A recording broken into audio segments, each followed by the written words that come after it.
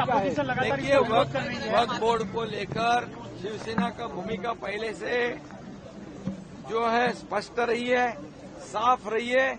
हमारी भूमिका, हम तारा साहब के विचार, आनंदी के साहब के विचार को आगे बढ़ा रहे हैं।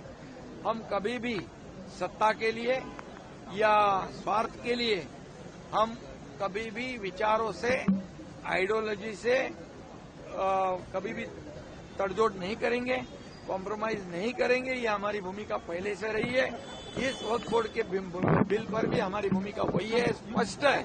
और आज हमें देखना है कि जो हिंदुत्ववादी कहते हैं वो हिंदुत्ववादी बाला साहब ठाकरे जी के विचार के साथ खड़े रहते हैं या राहुल गांधी जी जो बोलेंगे वैसे करते हैं। एक भूमिका लेनी चाहिए। वॉकआउट करना मतलब क्या? भागना, मैदान छोड़कर भागना।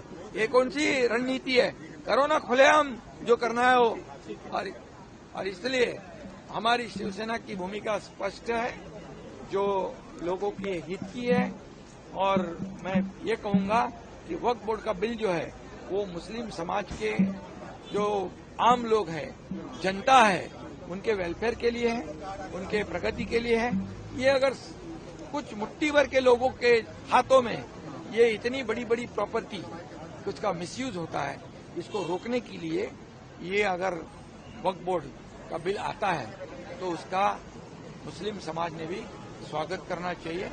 ये भूमिका हमारी है। हम किसी जाति, हिंदुत्ववादी हम हैं, बाला साहब ठाकरे जी के विचार को आगे बढ़ाए, इसका मतलब हम किसी अन्य समाज का या धर्म का द्वेष नहीं करते।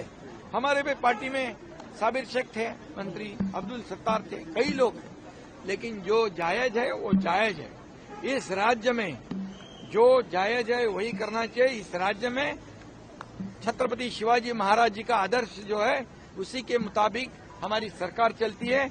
आदरणीय प्रधानमंत्री मोदी जी भी शिवाजी महाराज के आदर्श पर आगे सरकार का कारोबार कर रहे हैं। या औरंगजेबी उदात्तीकरण करने वाले लोगों को बिल्कुल सहारा नहीं होगा। वो तो हमारे महाराष्ट्र पे लगा हुआ एक बड़ा धब्बा है। ऐसा है, वक्फ बोर्ड का जो बिल आया है हम उसका समर्थन करते हैं।